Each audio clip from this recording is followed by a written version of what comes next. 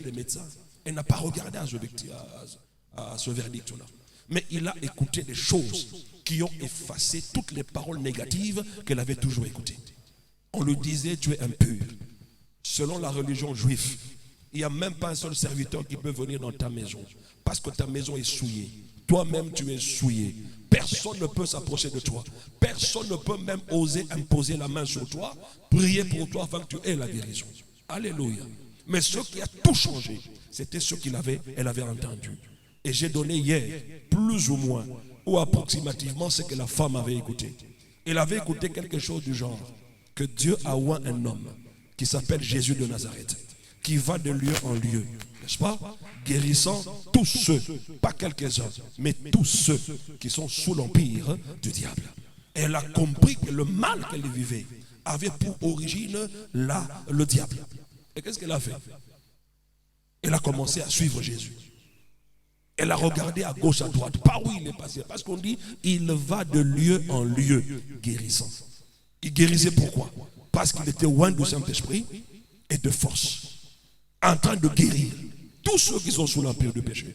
La motivation de cette femme-là était liée à ce qu'elle avait entendu. À force d'écouter l'évangile, vous allez commencer à voir le diable de plus en plus petit. À force d'écouter l'évangile, vous allez commencer à croire en certaines choses pour lesquelles vous ne pouviez pas croire avant. Mais vous allez commencer à y croire. Alléluia. Lisez l'évangile dans la Bible. Proclamez les vérités que vous retrouvez dans l'évangile. Et vous allez un jour vous retrouver devant un paralytique. Vous ne comprenez pas, mais vous avez une assurance comme ce n'est pas possible que cette personne-là peut marcher. Et quand tu vas donner l'ordre, il s'élève aussi et il marche. Alléluia. Pour vaincre les doutes, les incrédulités de ta vie, tu dois plonger les regards dans l'évangile de Jésus-Christ. Tu dois remplir ton cœur de l'évangile de Jésus-Christ. Et tu dois remplir ta bouche de l'évangile de Jésus-Christ. Mais le malheur, c'est quoi? C'est que lorsque nous avons des problèmes, nous remplissons nos pensées et même nos bouches de l'incrédulité. Commençons à dire ça n'est fini pour nous. Tout ce que nous disons à Dieu, ce ne sont que des paroles négatives, mes chers frères. Dans l'évangile, il y a la solution à tout. Il n'y a pas une seule situation qui ne trouve pas de solution au travers de l'évangile. Si cela était le cas, Dieu nous aurait envoyé autre chose. Il n'aurait pas envoyé l'évangile, la bonne nouvelle. Alléluia. Dans cette bonne nouvelle-là, vous avez tout. Il a écouté. La dame là aussi a écouté. Et ce que les hommes disaient pour eux, ils ont effacé. Ils ont trouvé que voilà, c'est ça la vérité. C'est à ça que nous devons croire. Et la Bible déclare que Paul va voir subitement que cet homme avait la foi pour être guéri. Où est-ce qu'il a trouvé cette foi? La Bible déclare qu'il avalait littéralement la parole qui sortait de la bouche de Paul. Azomela, Maloba, Paul. Mais c'était quelle parole? C'était l'évangile, c'était la bonne nouvelle. Paul ne démontrait pas les généalogies des malédictions. Mais Paul démontrait combien la bonne nouvelle est venue résoudre tous les problèmes de l'humanité. En commençant par le péché. Alléluia. Quand vous lisez dans Psaume 103, on vous dit que c'est lui qui pardonne tous nos péchés et qui guérit toutes nos maladies. Ça veut dire, on ne peut pas parler de pardon de péché. Ça dit croire en Jésus et ne pas dire aussi que j'ai été guéri. C'est ça le salut. Dans le salut, il y a la guérison. Il y a la bénédiction. Il y a toutes les choses que les hommes cherchent sur la terre. Ces choses-là se trouvent dans le salut. Voilà pourquoi Jésus a dit à cette femme-là, non pas que ta foi t'a guéri, mais ta foi t'a sauvé. Jésus ne parlait pas de la nouvelle naissance.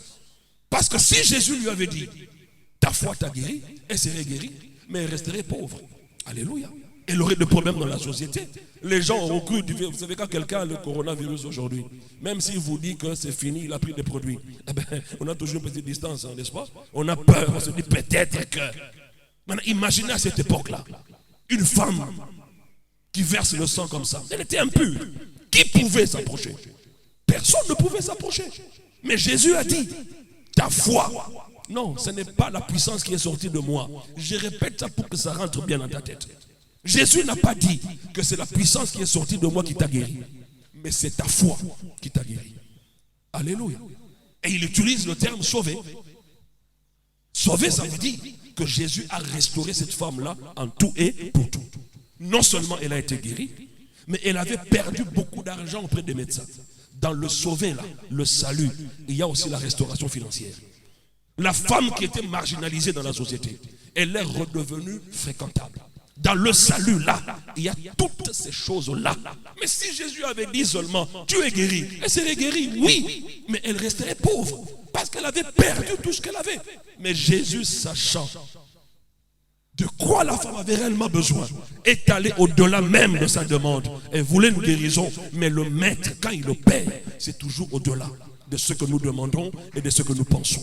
Et donc le salut est la solution efficace dont Dieu s'est choisi pour répondre à tous les besoins des hommes ici sur la terre.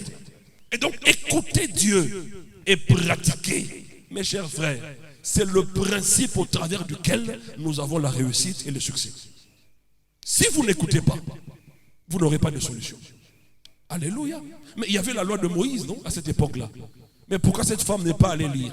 Mais elle a écouté. Il y a une grande différence. Hein? On peut écouter, on peut aussi lire. Voilà pourquoi j'encourage les gens de lire la Bible à haute voix. Parce que la foi vient de ce qu'on entend. Alléluia. Et proclamer les Écritures à haute voix. Parce qu'en proclamant la parole de Dieu, toi-même tu écoutes ça. Et ça produit quoi? Ça produit la foi. Et la parole que tu écoutes va demeurer dans ton cœur.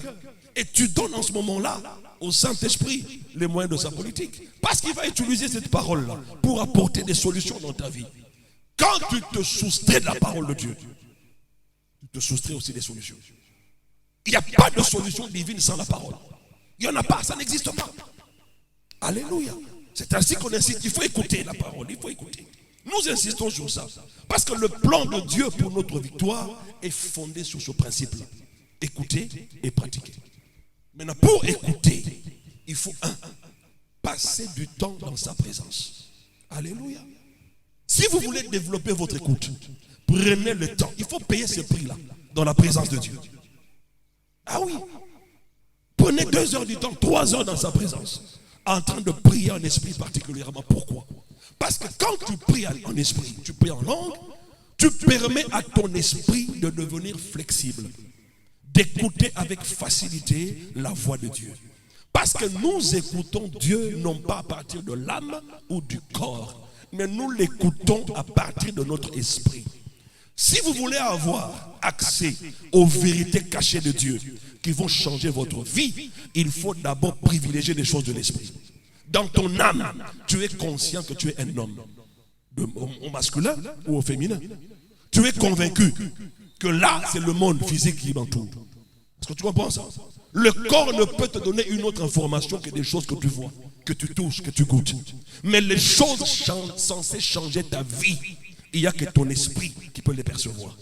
Alors maintenant, quand tu pries beaucoup en langue, tu permets à ton esprit de développer l'écoute, de développer le discernement. Et lorsque tu pries, tu n'auras pas beaucoup de mal à comprendre le langage de Dieu. Alléluia. Voilà pourquoi, avant d'écouter, il faut d'abord prendre du temps dans sa présence. À force de rester là, les oreilles de l'esprit vont commencer à s'ouvrir. Tu vas commencer à comprendre la façon de Dieu de mouvoir par rapport à une situation. Parce que si tu ne comprends pas quelle est la réponse de Dieu par rapport à cette situation, sache que tu n'as pas la clé pour résoudre le problème. Alléluia. Mais quand tu arrives à un point où tu comprends avec facilité, pour tel problème, Dieu veut ceci, il veut cela, c'est ça qu'on appelle la clé que Jésus a donnée à son église. Alléluia. Celui qui a la clé ne brise pas. Celui qui a la clé ne va pas prendre des bombes et lancer je ne sais où. Celui qui a la clé l'introduit dans la serrure, il l'ouvre et il a accès à ce qui est là-dedans. Alléluia. Il n'y a pas de briser, casser quand on a la clé. Alors tous ces gens que vous voyez briser, casser à tout moment, c'est parce qu'ils n'ont pas la clé. La Bible est claire. Lorsqu'il bâtira son église, il nous donnera la clé. Ce sont des clés du royaume. Ça veut dire l'autorité, le pouvoir. Quand j'ouvre ici sur la terre, c'est ouvert au ciel. Quand je ferme ici, c'est fermé au ciel. Maintenant, comment avoir cette clé? Mais c'est dans l'écoute. Quand tu comprends ce que Dieu attend devant cette situation-là. Alléluia. C'est ça la clé. Et quand tu utilises cette clé-là, le diable n'a aucune autorité sur toi. Il ne pourra absolument rien faire. Mais il ne réussira jamais à t'abattre. Parce que c'est toi qui as la clé. Quand tu n'écoutes pas, tu te prives des clés. En d'autres termes, tu te prives des solutions. Alléluia. Donc il faut prier. Après avoir prié, qu'est-ce qu'il faut? Il faut écouter. Ne priez pas simplement comme les gens, les mondains. Vous savez, même les mondains, là, ils prient. Hein? Ne priez pas comme des chrétiens charnels. Prier, c'est parler avec Dieu. Quand on parle à quelqu'un, il est censé te répondre. Aspirez à ça. Ne priez pas simplement, Nzambé, tu es ceci, tu es cela, oh Seigneur, je te loue. C'est bien beau tout ça. Mais quand tu sors de là, qu'est-ce que Dieu t'a dit? Ce qu'il te dira là, c'est ça qui va apporter des solutions. Si tu n'as rien écouté, sache que le problème persiste. Alléluia. Mais ce problème-là va te quitter. Quand? Lorsque tu auras écouté Dieu. Il t'aura donné la solution, la direction, la manière de faire les choses. Quand vous lisez la Bible, mes chers frères, vous apprenez à connaître le caractère de Dieu. Vous apprenez à comprendre qui est Dieu. Ce que Dieu fait et ce que Dieu ne fait pas. Vous comprenez ça en lisant la Bible. Vous connaissez son cœur en lisant la Bible. Mais vous ne retrouverez pas un verset qui vous dit que votre bonheur se trouve à Kimbanseke. Ça n'existe pas dans la Bible. Il faut l'écouter. Alléluia. Il faut l'écouter. Et tout ce que tu écoutes doit s'accorder avec ce qui est écrit. On se comprend très bien. Donc à partir de 2022, tout ce que tu veux atteindre, ne te démerde pas dans des sacrifices inutiles. Au matango ma paix, au jeunesse 100 jours ma paix, au jeunesse 100 jours mingi. Et puis après, pasteur Tika. Parce que vous n'avez pas pasteur besoin d'embrouiller biso. Vous comprenez? La personne a fait tout ce qu'il fallait faire. Mais tout ce qu'il faisait là, c'était ses efforts. Or, tu n'as rien obtenu en Dieu au travers de tes efforts. Tu as tout obtenu en Jésus. Et nous avons vu ça hier. On dit celui qui veut qu'il vienne et qu'il prenne l'eau de vie. Celui qui veut qu'il prenne. Ce qu'on prend, c'est ce que Dieu a déjà disponibilisé. Le salut est déjà là. Maintenant, la main pour prendre, c'est ça qu'on appelle la foi. Quand vous n'avez pas ça, or la foi vient de ce qu'on entend. Donc apprenez à écouter Dieu. Quand vous lisez, vous lisez, vous lisez, passez du temps dans la prière et aspirez à écouter Dieu. Il dit entrez dans votre chambre intérieure. Ça veut dire dans votre esprit. C'est là qu'il y a tout. Il y a tout là-dedans. Alléluia. Donc priez d'abord. Si vous allez prier pendant 1 heure, eh bien pendant 50 minutes, priez en esprit. Et les 10 minutes qui restent, commencez à proclamer la vérité de qui tu es, de ce que tu as et de ce que tu peux en Christ. Ne passe pas ton temps à pleurer. Ça,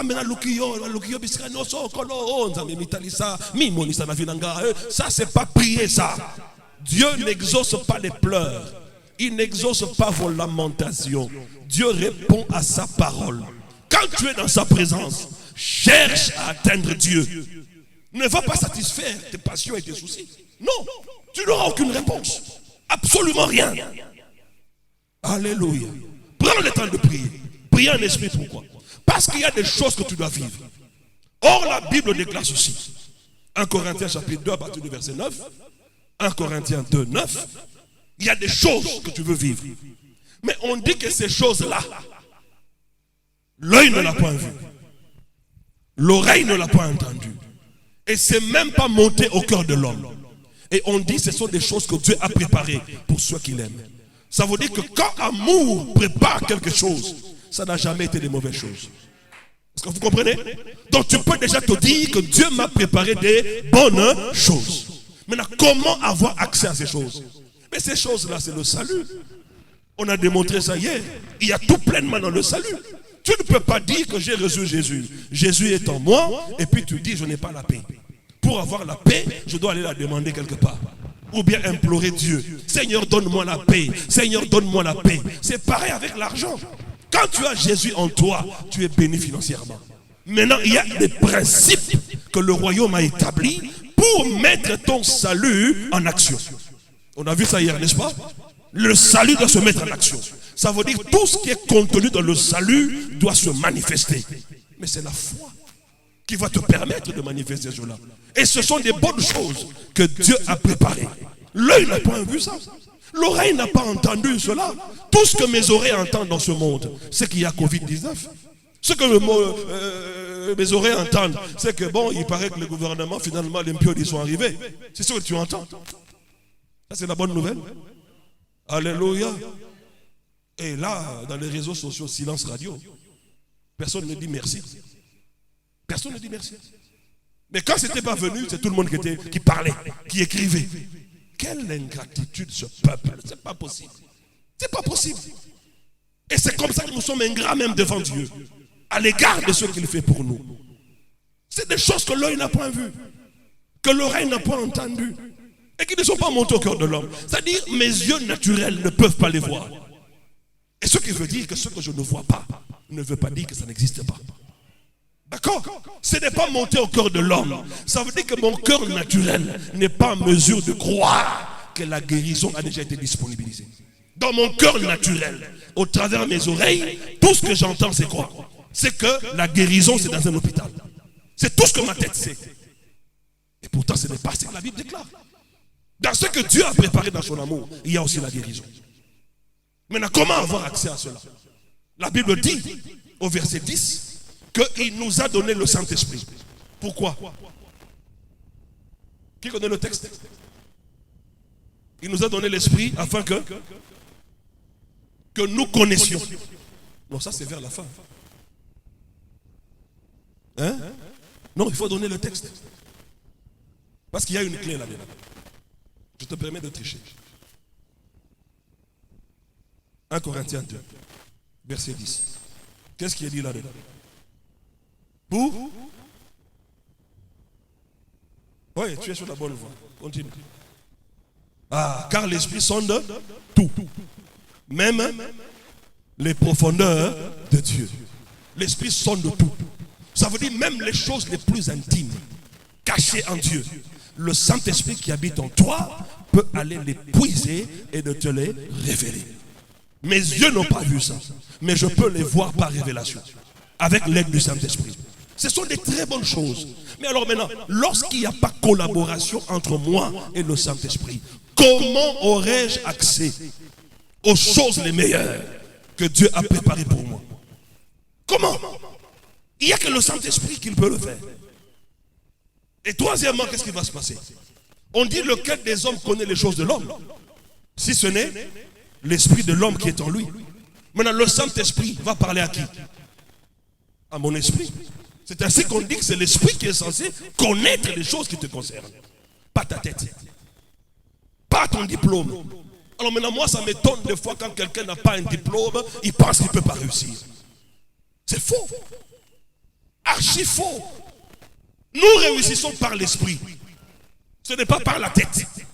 La vie de la tête, c'est la vie de la chair. Ça ne t'amènera jamais sur les sentiers de Dieu. Tu ne réussiras jamais avec la tête. C'est avec l'esprit qu'on réussit au modèle de Dieu. Lequel des hommes connaît les choses de l'homme? Si ce n'est l'esprit de cet homme-là qui est en lui. C'est mon esprit qui est censé connaître les choses que l'œil n'a point vues, que l'oreille n'a point entendues, et qui ne sont pas montées au cœur de l'homme. Ça veut dire que mon esprit est un homme, mais il est spirituel. Il a des yeux pour voir.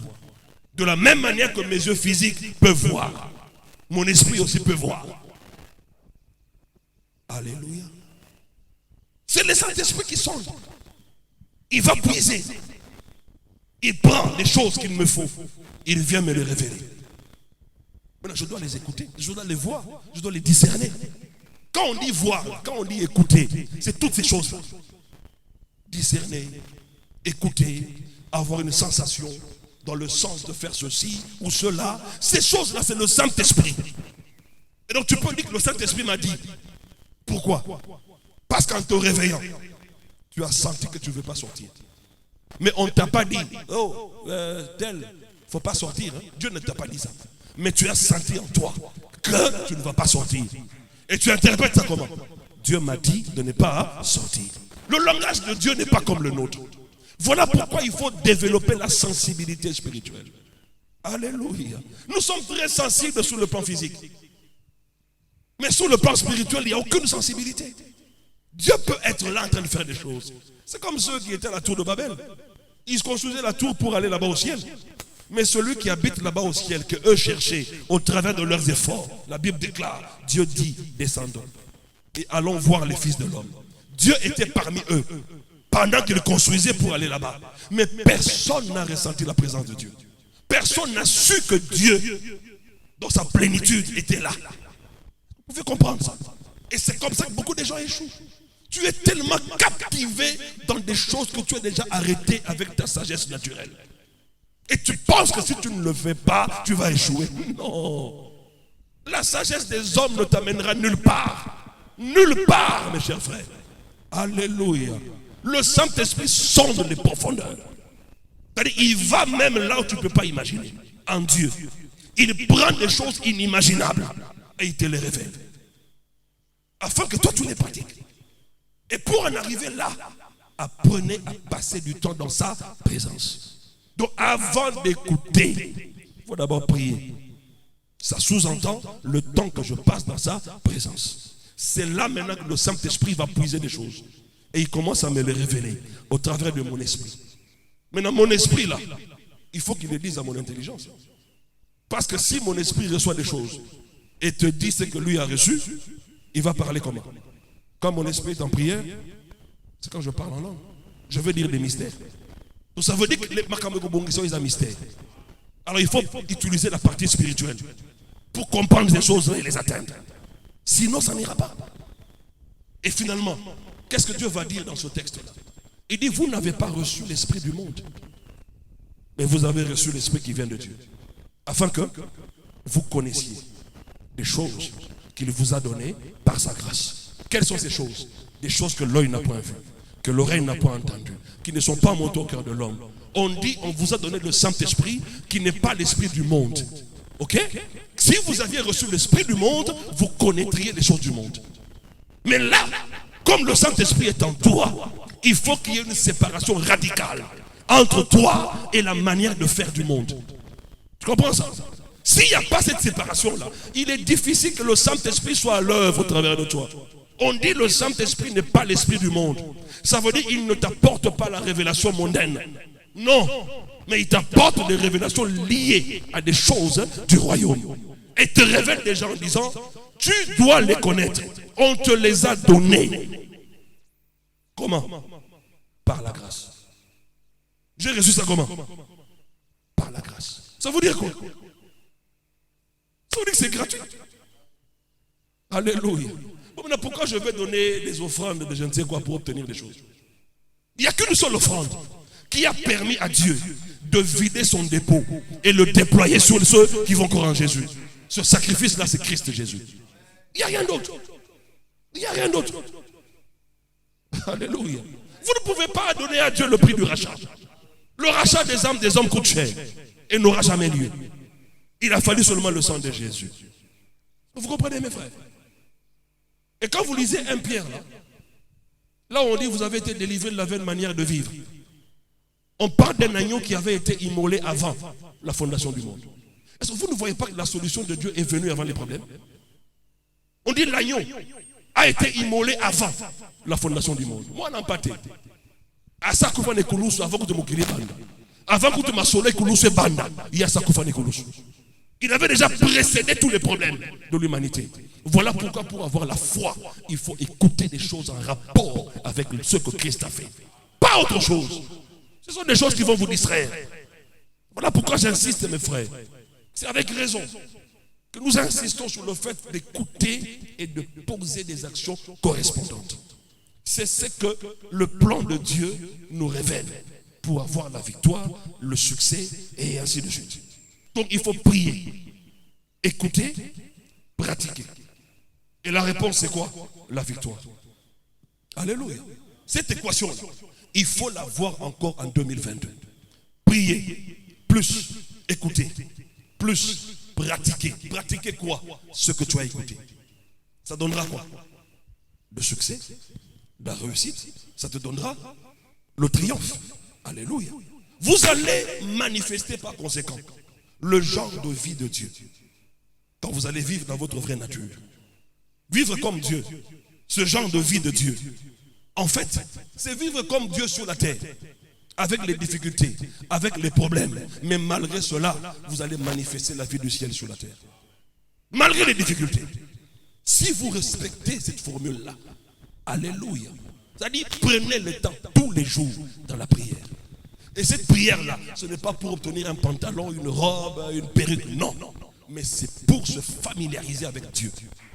C'est pour entrer en intimité avec Dieu. C'est ça qui va tout changer dans ta vie. Dans l'intimité, on est au courant des secrets. Et dans ce monde ici, celui qui ne découvre pas de secrets ne réussit pas. Lis l'histoire de l'humanité. Ce sont ceux qui ont découvert des secrets, qui ont été élevés, qui sont restés dans les annales de ce monde. On parle d'eux à tout moment. Tel a découvert ceci. Lui est le premier à avoir fait cela, et ainsi de suite. C'est parce qu'ils ont été au contact des secrets. Si tu ne découvres pas, tu ne règnes pas. Tu ne feras que ce que les gens ont déjà découvert. Or, un vrai leader, c'est quelqu'un qui commence des choses que personne n'a encore commencé. Mais si tu ne fais des choses que les gens ont déjà commencé, ont déjà fait. Tu as un peu d'argent, popcorn. C'est quoi ça? Alléluia. C'est des histoires déjà périmées dans la société. Hein? Oui, bah bénéfice on est ça. On a tiré coca, on a tiré fanta. Yo bénéfice on l'a dit fanta ça comme. Yo mo olemba. On sommet la banane mapa et puis bon on ici les quoi commerce pelali. Alléluia. Avant de s'engager dans des choses comme ça, il faut écouter Dieu. Parce que lorsque vous pratiquez ce que vous avez écouté, il y a l'onction nécessaire pour que vous réussissiez. C'est à ce moment-là que l'onction se libère. Mais les gens, ils veulent faire des choses selon eux et ils s'attendent à l'onction du Saint-Esprit. Il n'y aura pas d'onction parce que c'est moi qui ai initié ça. Mais quand Dieu me dit va, enseigne à mon peuple, mais écoutez mes chers frères, que tu le veuilles ou pas, si vous tous vous fouillez, Dieu peut me dire quitte le Congo, va à tel endroit. J'arrive là-bas, paf, 1000 personnes sont assises. C'est-à-dire ça ne ratera jamais. Ça ne ratera jamais. Donc pourquoi même quand vous êtes deux, je prêche comme si j'étais devant 1000 personnes. Je m'en fous. Alléluia. Il y a certaines missions qu'on a eu à faire pour l'école biblique. Il n'y avait que 5 personnes qui s'étaient inscrites. Je prends l'exemple de Kasumbalesa. Il n'y avait que 5 personnes qui s'étaient inscrites. J'arrive le jour de l'école. J'enseigne le premier jour. J'ai enseigné 7 personnes. 2 se sont ajoutées. Et puis le lendemain, je reviens comme ça 15 personnes. Après 20, et on arrive à 40 personnes. Pourquoi? Parce qu'ils ont écouté. Ils sont allés dire aux autres, viens et vois. Nous avons entendu quelqu'un. C'est comme ça que ça fonctionne. Quand Dieu t'a dit de faire des choses, fais-les. L'onction pour que ces choses se manifestent a déjà été dégagée. Tu veux vivre constamment dans l'onction du Saint-Esprit, apprends à écouter Dieu et à obéir. C'est tout. Tu n'auras pas besoin d'aller à la montagne pour l'onction. Non, voilà, on est dans un séminaire, il faut écouter ma bonne délit. Moi, je suis en retraite tous les jours. Je prie tous les jours. Je médite la Bible tous les jours. C'est-à-dire, je vis prêt. Si Dieu me dit maintenant, va là-bas, fais ça, j'y vais, je prêche. Même si je ne l'ai pas préparé, je sais que lorsque j'arriverai là, je ne m'inquiéterai pas de ce que je dirai. À l'heure même, les paroles me seront données par le Saint-Esprit. Parce que tu t'es déjà familiarisé avec lui. Mais les gens ne veulent pas ça. Alléluia. Le genre de vie de Dieu sur la terre, malgré les difficultés, malgré les problèmes, tu vivras les jours du ciel sur la terre. Comment est-ce possible de vivre de tels jours? Allons dans Deutéronome chapitre 11. Vous vous rappelez de ce verset? Deutéronome 11. C'est le verset 21 qui nous intéresse, mais nous allons lire à partir du verset 18. Deutéronome 11, à partir du verset 18. Il est écrit ceci.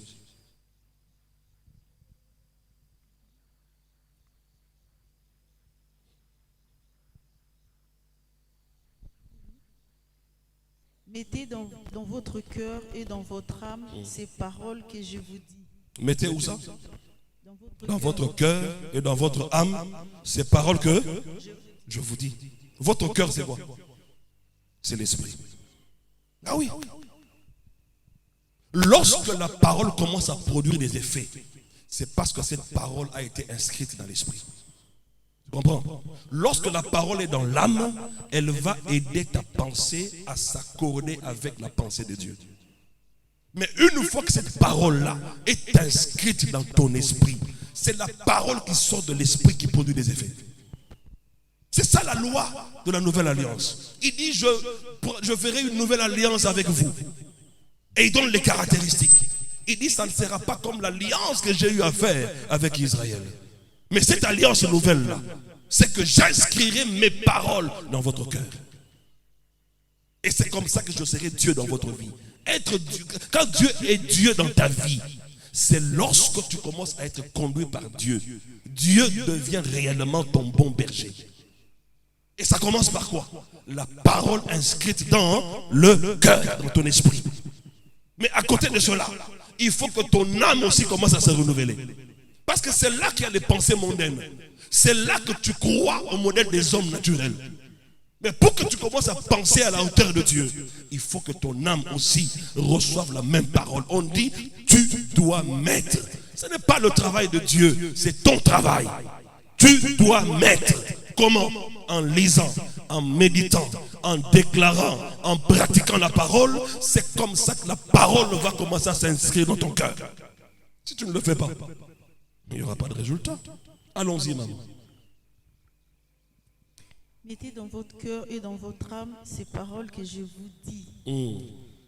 Vous les lierez comme un signe sur vos mains. Vous les lierez comme un signe à vos mains. Ça veut dire quoi? Comme un signe à vos mains. C'est-à-dire vous devez avoir la parole, même quand la parole est écrite là, tout ça. C'est de là que certaines pratiques sont venues, des tatouages. C'est parti de là. Le diable cherche toujours à détourner la vérité. Toujours. Il faut faire très attention. Il faut faire ce que Dieu a dit. Allons-y, maman. Vous les lierez comme un signe sur vos mains et elles seront comme des frontaux entre vos yeux. Entre vos yeux. C'est-à-dire là. Regarde, tu vois seulement la parole. Rien d'autre, la parole. Comprenez? Vous devez voir la parole partout. Allons-y. Vous les enseignerez à vos enfants et vous leur en parlerez quand tu seras dans ta maison.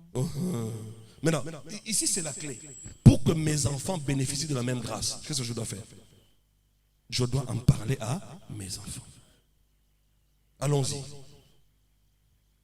Quand tu iras en voyage. On dit dans ta maison, et quand tu iras en voyage, et après? Quand tu te coucheras. Quand tu te coucheras, et quand tu te lèveras. Quand tu te lèveras. Non, quand je me lève, c'est la parole de Dieu. Ok? Ce ne sont pas des attaques contre les enfants. Moi, je conçois mal un enfant qui va à l'école le matin en train de pleurer. Il ne reçoit pas zéro. Comment un enfant se réveille le matin et il pleure en allant à l'école? En se réveillant, on dit parle de la parole aux enfants. C'est comme ça que les enfants rentrent dans cette alliance-là. Allons-y. Tu les écriras sur les poteaux de ta maison et sur tes portes. Ok. Et alors, conséquence. Vos jours et les jours de vos enfants. Ah, vos jours et les jours de vos enfants. Cette conséquence est venue d'où? Mais de la parole qu'ils ont écoutée. Et les parents et les enfants. Les parents ont écouté. Et puis après, qu'est-ce qu'ils ont fait? Ils ont parlé aux enfants pour qu'ils écoutent aussi. Même si ton enfant est encore dans ton ventre, il faut lui parler. C'est pas ça? Il faut lui parler.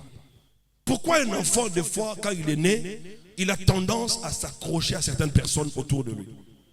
C'est parce qu'il avait entendu leur voix quand il était dans le sein de sa mère. Est-ce que vous comprenez ça? Ah oui.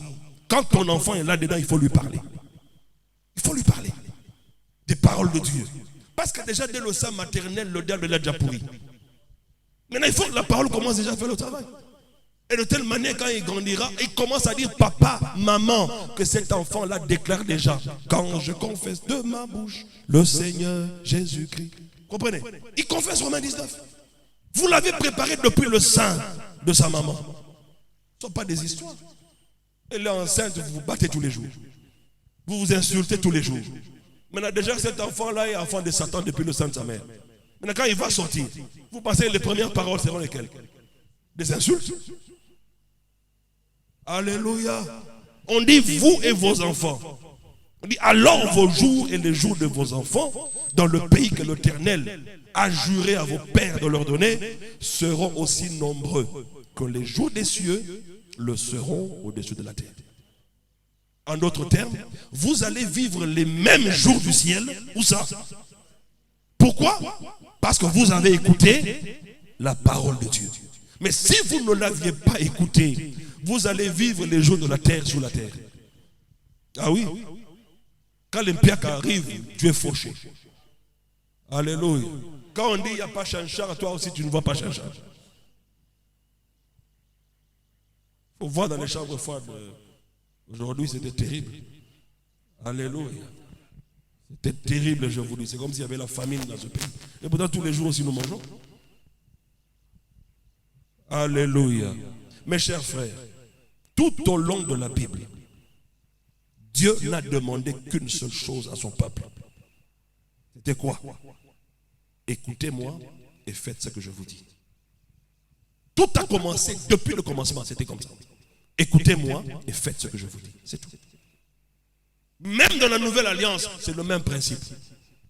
Si vous n'obéissez pas à ce principe-là, vous allez échouer lamentablement. C'est ça le plan de Dieu pour notre réussite. Écouter et faire ou pratiquer. Aussi simple que ces deux mots paraissent, le fait est que ces mots-là résument vraiment le plan de Dieu, prévu à notre intention pour notre victoire. Ça peut paraître simple, écouter et pratiquer. Mais c'est ce que Dieu a prévu pour notre réussite. Nulle part dans la Bible, les gens ont réussi sans écouter Dieu. Nulle part les gens dans la Bible ont réussi sans obéir à Dieu.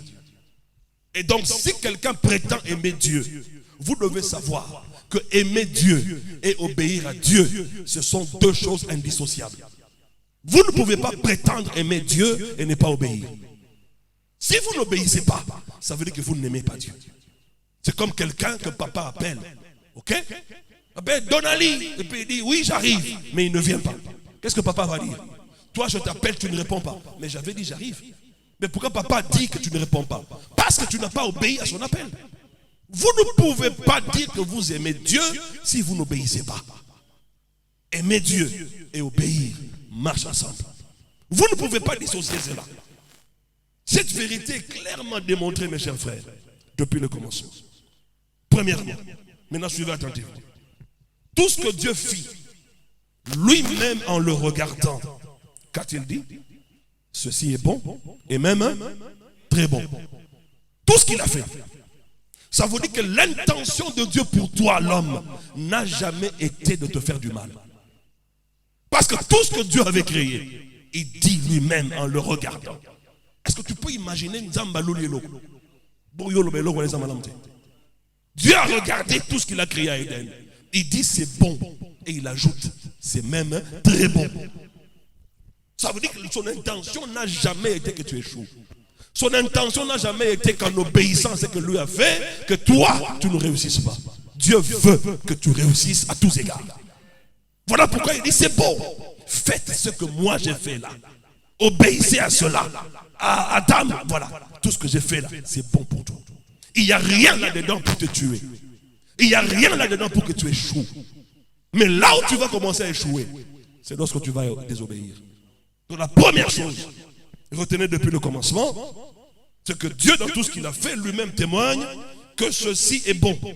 Deuxièmement, la première chose ou le premier geste que Dieu va poser en faveur de l'homme, ça vous connaissez n'est-ce pas? Genèse 1:28, il dit quoi? Dieu les bénit. Est-ce que vous comprenez ça? D'abord il a fait des choses et en les regardant lui-même dit c'est bon, c'est même très bon. Et après, le premier geste qu'il va poser sur la vie de l'homme, c'était quoi? Dieu les bénit. Est-ce que vous comprenez ça? Dieu les bénit. Mais comment une telle personne peut échouer? C'est là que tu comprends donc la désobéissance. Je vous dis, c'est-à-dire que le Seigneur lui-même a dit la désobéissance c'est plus que la divination. Dans notre version on dit c'est plus que la sorcellerie. Être désobéissant. Dieu est la désobéissance. Vous allez remarquer certaines personnes, ils ne sont pas si spirituels. Mais c'est des gens qui s'empressent à faire des choses parce que c'est Dieu qui l'a demandé. Et tu les vois être bénis par Dieu. Parce qu'ils sont obéissants. Mais il y a des gens parmi nous qui confondent leur spiritualité là. Ils pensent qu'ils sont trop spirituels. Quand le pasteur dit des choses, lui il pense qu'il est trop spirituel. Il a d'autres voies qu'il emprunte. Alors que ces voies là, ce sont les voies de la désobéissance. Voilà pourquoi on ne réussit pas. Donc le premier acte qu'il va poser, c'est lequel? Il bénit l'homme. Troisièmement,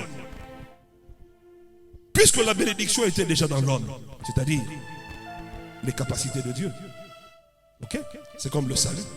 Nous avons démontré dans le salut, il y a telle chose. Il y a le pardon, il y a la bénédiction, il y a la prospérité, il y a la santé divine, il y a la restauration, il y a tout dans le salut. Et c'est de la même manière que Adam aussi était. Quand Dieu l'a béni, il avait potentiellement toutes ces choses en lui. Maintenant, pour que ces choses-là se concrétisent, tout dépendait de ce qu'il allait entendre. Alléluia. C'est comme toi et moi. Christ est en toi. Et j'ai tout pleinement en Jésus. Il ne me manque absolument de rien. Mais quand je vais dans un environnement où on me dit tous les jours que j'ai la malédiction de la famille, c'est comme si vous prenez un aigle, vous l'amenez parmi les poules. Et il prend la mentalité des poules. Il ne pourra plus s'envoler.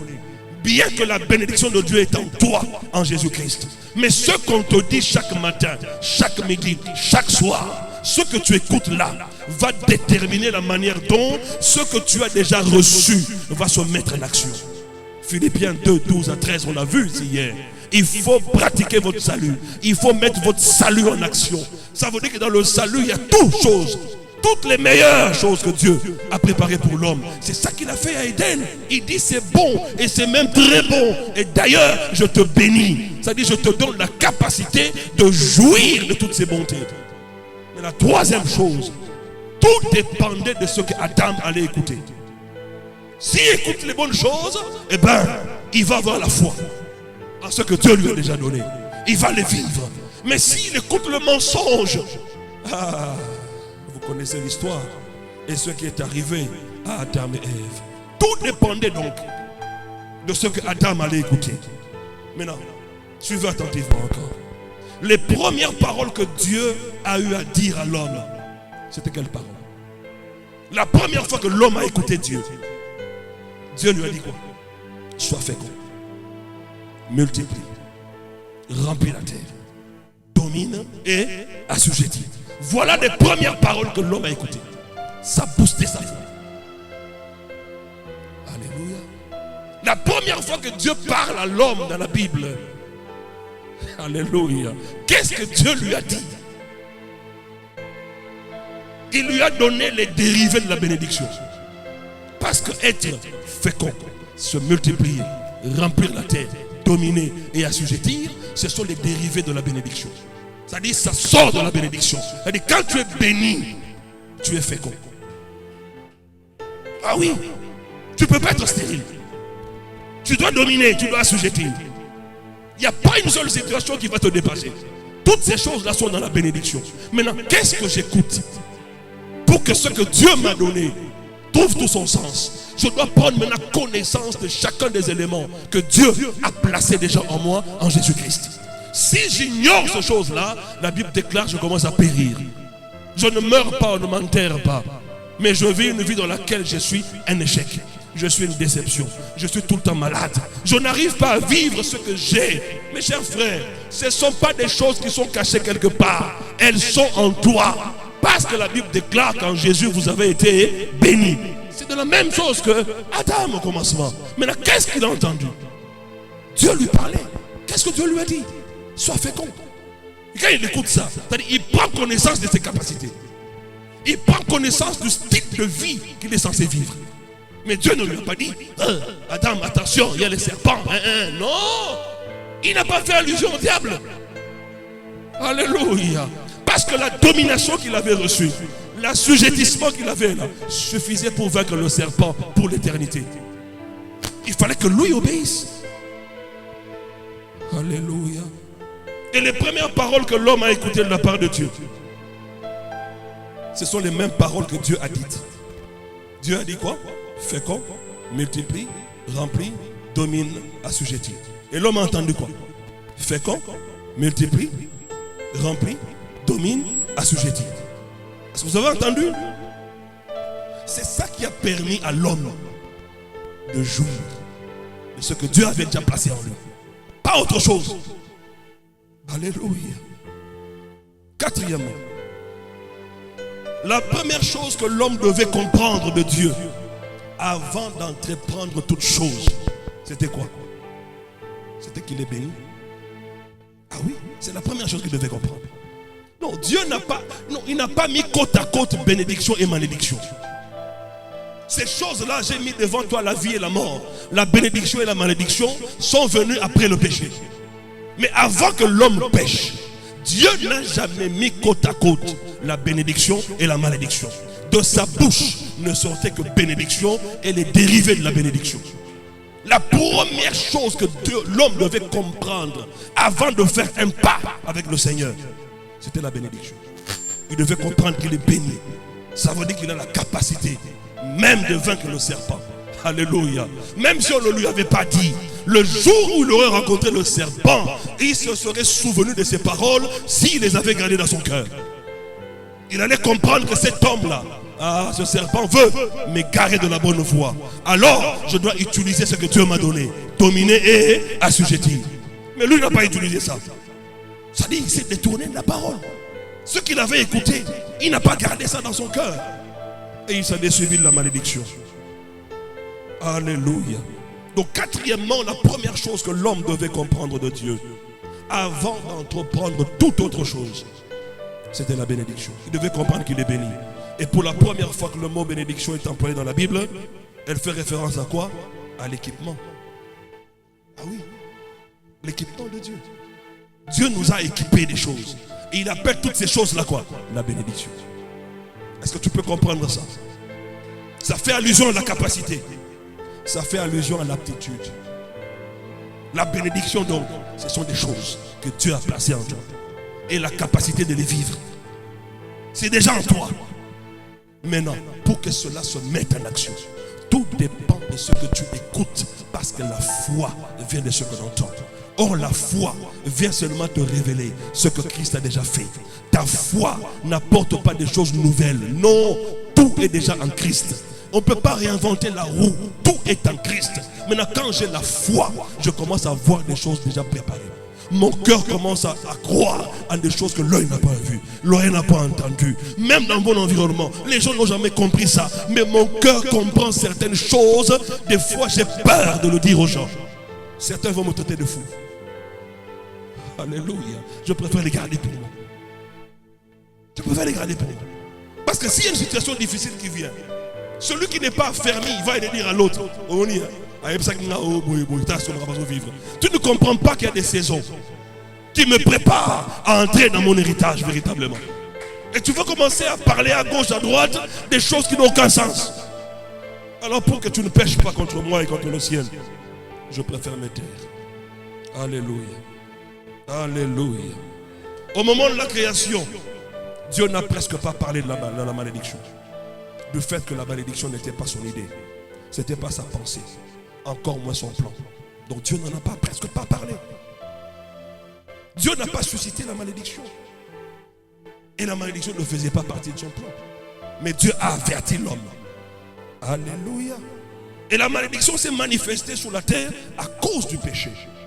Et cela est arrivé à cause de la décision d'Adam et non de la décision de Dieu. Ah oui. C'est la décision de l'homme, pas Dieu. Pas du tout. Vous comprenez ça, mes chers frères? Donc Dieu n'a pas parlé de ces choses. Mais il a averti l'homme. Mais il avait déjà équipé pour que l'homme arrive à vaincre toutes ces choses. Et nous lisons finalement Deutéronome 28 et on va terminer là-bas. Verset 1 à 2. Et puis le verset 15. Deutéronome 28, 1 à 2. Et nous allons au verset 15. Si tu obéis à la voix de l'Éternel ton Dieu en observant et en mettant en pratique tous ces commandements que je te prescris aujourd'hui, l'Éternel ton Dieu, premièrement, te donnera la supériorité sur toutes les nations de la terre. Mais toi, tu veux la supériorité où? Hein? En allant postuler pour devenir député national. Alléluia. Cette position-là, tu l'as obtenue gratuitement. Tu n'as pas besoin de payer de l'argent pour ça. Tu n'as pas besoin de flatter les gens pour ça. Ce sont des choses acquises déjà. Mais les conditions sont lesquelles? Il faut écouter et mettre en pratique les prescriptions écrites de Dieu. Et il te donnera la supériorité sur toutes les nations. Écoutez, on parle des nations de la terre. Tous les groupements des hommes, ils peuvent se dire, nous sommes des Scandinaves, nous sommes des Asiatiques, nous sommes des Américains du Nord, du Sud, nous sommes des Africains subsahariens, les Africains du Nord. Toutes ces choses, la Moyen-Orient, Proche-Orient. La Bible déclare que Dieu te donnera la première position. À condition que tu apprennes à écouter et à obéir. Est-ce que vous comprenez ça, mes frères? Et c'est pareil jusqu'aujourd'hui à la Nouvelle Alliance. Si tu n'écoutes pas Dieu, Jésus a montré l'exemple. Il ne faisait rien s'il ne l'a vu auprès de son Père. Il ne disait rien s'il l'a entendu auprès de son Père. Voilà pourquoi Jésus réussissait. Et ce verset-là, ce n'est pas seulement pour l'Ancienne Alliance. Et le verset 15 nous dit ceci. Verset 15. Mais si tu n'obéis point à la voix de l'Éternel ton Dieu, si tu n'observes pas et ne mets pas en pratique tous ses commandements et toutes ces lois que je te prescris aujourd'hui, voici toutes les malédictions qui viendront sur toi et qui seront ton partage. Qui a appelé ça? C'est Dieu ou bien c'est l'homme? C'est l'homme lui-même. Donc tu as la capacité d'appeler la bénédiction, de la vivre, tout comme tu as la capacité d'appeler la malédiction de la vivre. Ce n'est pas le sorcier qui a amené la malédiction dans ta vie, c'est toi. C'est toi. Parce que la vie et la mort sont au pouvoir de ta langue. Alléluia. Alléluia. Ne me parle pas des histoires de famille là. Je ne connais pas ça. Je ne connais pas ça. La Bible est claire ici. Et quand vous lisez très bien ces textes-là, qu'est-ce que vous remarquez? Rien dans ces versets ne dit que Dieu est l'auteur de ces choses. C'est-à-dire bénédiction ou malédiction. On n'a pas dit ça. C'est-à-dire ceux qui te rivent de bien ou t'arrivent de bien ou de mal. On n'a pas dit que c'est Dieu qui est l'auteur. On n'a pas dit ça là. Mais Dieu a déjà disponibilisé des choses. Maintenant, qui est le facteur déterminant de ce qui doit lui arriver? C'est l'homme. Il n'est pas dit que Dieu fait en sorte que certains bénéficient de la bénédiction et d'autres de la malédiction. Il n'est pas dit ça. Non, lisez le texte. On n'a pas dit que c'est Dieu qui fait en sorte que certains soient bénis et que d'autres soient maudits. Dieu n'a pas fait ça. Comprenons plutôt que selon ce verset, il s'agit du choix que chacun fait, soit de la bénédiction ou de la malédiction. Le choix que tu fais. Et qu'est-ce qui va s'en suivre? On dit, toutes ces choses viendront sur toi et t'atteindront. Ces choses-là, c'est soit la bénédiction ou la malédiction. Quand on dit ces choses viendront sur toi et t'atteindront, ça veut dire que ces choses-là courent vers toi. Ça, tu comprends ça? Si c'est la bénédiction, personne ne peut arrêter ça. Ok? Pourquoi quand tu fais le choix de la malédiction, tu vis la malédiction, Dieu ne vient pas s'interposer? Maintenant, quand moi je fais le choix de la bénédiction, tu me dis Satan, il y a Kanyang. Ça veut dire quoi ça? Alléluia. Dieu dit, ces choses-là te poursuivront et t'atteindront. Moi je le crois au nom de Jésus-Christ. Ce n'est pas Dieu qui est l'auteur du mal. Quand le peuple d'Israël était en Égypte, dans Exode au chapitre 12, on dit que l'Éternel passera pour frapper. Et puis après on dit, il ne permettra pas aux destructeurs d'entrer dans vos maisons. Qui détruit? C'est Dieu le destructeur. Ce n'est pas Dieu qui détruit. Alléluia. Ce même destructeur-là, dans Éden, la Bible l'appelle le voleur, parce qu'il a volé la bénédiction d'Adam et Ève. C'est lui qui est l'auteur là. Mais l'homme s'est laissé faire. Troisièmement, dans la vie de Job, on l'a appelé qui? L'accusateur. Celui qui a orchestré tout le malheur de Job. Et c'est le même que Malachie appelle celui qui dévore. Ce n'est pas Dieu, c'est le diable. Maintenant, l'homme, pourquoi tu te laisses faire?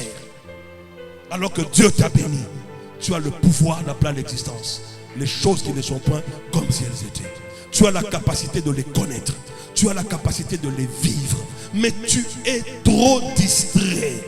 Tu n'as pas reçu l'esprit du monde pour que la télévision soit ta préférence, pour que les réseaux sociaux soient ta préférence. Mais c'est pour que la parole de Dieu reste dans sa présence. Écouter Dieu et pratiquer ces choses. C'est ça qui doit être ta préférence. Parce que le Saint-Esprit en toi vient privilégier les choses du ciel, pas les choses de la terre. Le Saint-Esprit en toi vient mettre une séparation radicale entre la façon de faire du monde et la façon de Dieu de faire. Mais c'est à toi de faire le choix pour que le Saint-Esprit se mette en action. Alléluia. Jésus a tout fait. Il a tout accompli pour nous. Il a même donné le Saint-Esprit. On dit que c'est lui qui en nous produit le vouloir et le faire. Nous ne sommes pas seuls. Il y a quelqu'un qui nous aide afin de matérialiser la bénédiction. Le Saint-Esprit est là. Mais tout ce qu'il demande, c'est la collaboration. S'il n'y a pas de collaboration, ça veut dire que tu crois que tu peux par toi-même. Eh bien, vas-y. En ce moment-là, tu as tristé le Saint-Esprit. Et petit à petit, la Bible déclare que tu vas l'éteindre. Éteindre le Saint-Esprit ne veut pas dire que le Saint-Esprit n'est plus en toi. Il est là, mais tu ne le ressens plus. Il ne participe à aucune de tes démarches. Il est là comme quelqu'un qui est assis quelque part, comme une chaise dans une maison. Alléluia. Il ne sait plus rien faire. Pourquoi? Parce que toi, tu l'as attristé. En l'attristant petit à petit, il ne fait plus rien. Il est là en toi et la maladie aussi est en toi. Il est là en toi et les soucis aussi sont en toi. Comment tu peux expliquer ça? Ça, c'est pas la faute de Dieu. C'est la faute de l'homme. Alléluia. Alléluia. Tu élèves tes mains. Tu élèves tes mains simplement. Et tu commences à croire en ces vérités. La parole de Dieu n'a jamais menti. Et elle ne mentira jamais, mes chers frères. Je suis en train de croire que tout ce que nous proclamons, ce sont des choses qui sont censées nous suivre en 2022. Je proclame et je crois que nous sommes des chrétiens attentifs à la voix du Saint-Esprit. Nous ne sommes pas conduits par un morceau de bois, mais nous sommes conduits par le Saint-Esprit. Et par conséquent, les œuvres de la chair ne sont plus notre partage au nom de Jésus-Christ. Seigneur, notre prière de ce soir, c'est que ton peuple soit illuminé dans ses yeux du cœur, afin que nous discernions quelle est ta volonté. Ce qui est bon, ce qui est agréable et parfait pour nous, au nom de Jésus-Christ. Nous sommes en train de croire que tu as préparé des bonnes choses par amour pour nous. Et tu nous as donné le Saint-Esprit afin que nous les connaissions. Père, je proclame au nom de Jésus, chacun de nous ici présents a accès à la connaissance de sa destinée au nom de Jésus. Nous ne vivons plus comme des animaux, mais nous allons vivre comme des hommes et des femmes conduits par l'Esprit. Puisque nous sommes conduits par l'Esprit, donc il y a un but que nous devons atteindre. Je proclame que ce but est glorieux dans le nom de Jésus-Christ. Personne ne sera un échec en 2022. Parce que nos pas seront conduits par le Saint-Esprit. Et pendant que nous marcherons ainsi, nous allons renouveler notre force. Personne ne s'affaiblira au nom puissant de Jésus. Merci pour ton onction qui nous donne la force du buffle. Nous allons marcher et nous n'échouerons pas. Nous n'allons pas tomber chemin faisant. Nous serons attachés à ta parole, attachés à ton esprit, attachés à ta présence. Nous serons toujours avec toi, pas à pas. Et nous croyons que 2022 nous apporte des grandes choses que nous n'avons pas vues ni entendues et qui ne sont pas montées dans nos cœurs. Dans le nom puissant et glorieux de Jésus-Christ. Des choses que nous n'avions pas fait, Seigneur. On n'a pas pu, oui, mais nous le pouvons en 2022. Parce que tu nous garantis que tu es avec nous. Nous dépendons de toi. Cependant, toi, tu n'es pas limité. Et je proclame au nom de Jésus, rien ne pourra limiter la vie de tes enfants en 2022. Nous marcherons dans l'assurance de notre salut. Tout celui qui se lèvera devant nous tombera sous notre pouvoir. Les langues qui se lèvent en justice, nous les condamnerons au nom de Jésus. Oh, merci mon Dieu. Ils peuvent creuser des trous devant nous, ils y tomberont eux-mêmes. Tu nous as établis comme des murs d'airain, des murailles de fer. Ils nous feront la guerre, mais personne ne nous vaincra. Au nom puissant de Jésus-Christ. Oh Dieu, merci. Ta parole n'a jamais menti. Ce que tu m'as dit, c'est ce que j'ai dit à ton peuple. Merci, toi le Dieu qui est derrière sa parole, pour l'accomplir. En ce moment, toute la gloire te sera rendue. Tu as dit, tu ne fais rien sans l'avoir dit à tes serviteurs les prophètes. Tu m'as dit de leur parler de cette dépendance à toi. Parce que c'est toi qui es le pourvoyeur de toutes choses. Seigneur, merci. Merci. Merci parce que tu honores ta parole par des signes, des prodiges et des miracles au nom de Jésus-Christ.